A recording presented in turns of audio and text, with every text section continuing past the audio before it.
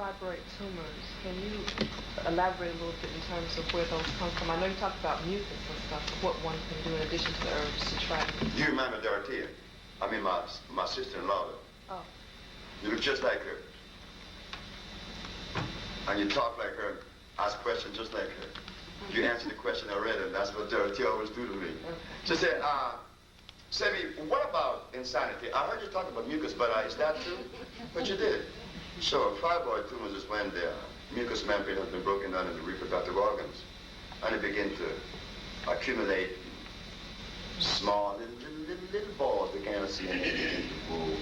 And when they see them, oh, they're fibroids, and then the fibroids get bigger, and then they burst, they become cancer.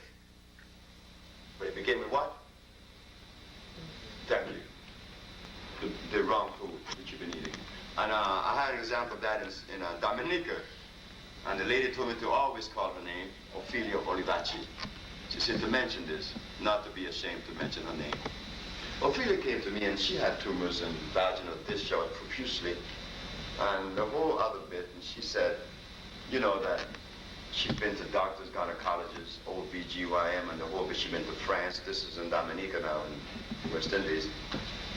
And I told her I gave her the compounds and the douches, and after about a month or so, she was walking around without any panties. Her vagina was dry, and she was happy.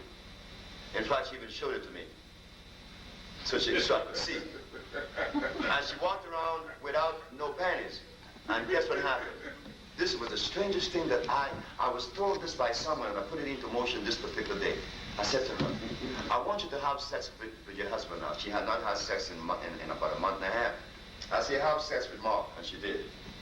And when she had sex with Mark, 2 days later, her vagina was dripping. I mean like a faucet. Now why? If I had cleansed her vagina, how come it's dripping now? You know why? It was draining down like a faucet.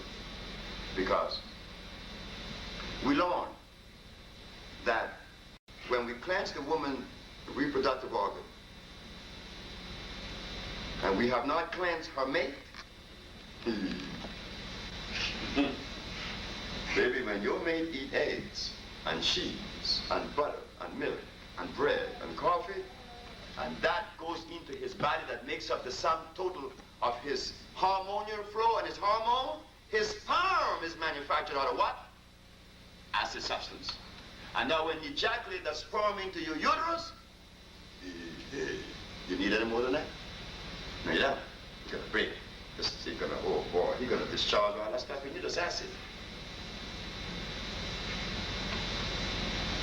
I know a sister divorced her husband because of that.